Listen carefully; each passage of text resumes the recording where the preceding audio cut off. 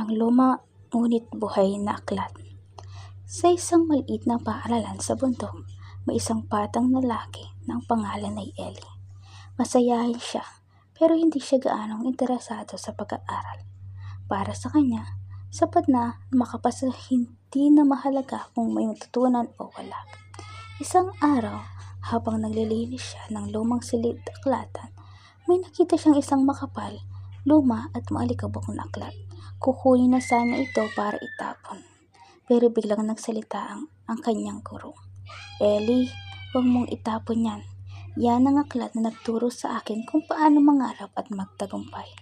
Nagtaka si Ellie, paano magtuturo ang isang aklat na luma at kupas?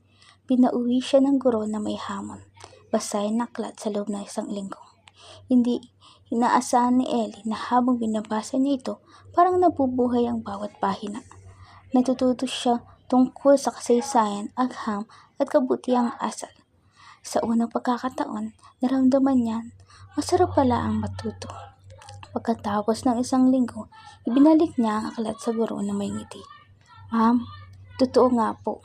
Ang lumang aklat na ito ay bumuhay sa bagong pangarap ko. Mula noon, araw-araw na siyang nasa silid-aklatan, hindi para manglinis, kundi para matuto. At ang aral ng kwento, hindi nasusuwat sa bago o maganda ang halaga ng isang bagay. Minsan sa lumang aklat matatagpuan ang bagong pag-asa.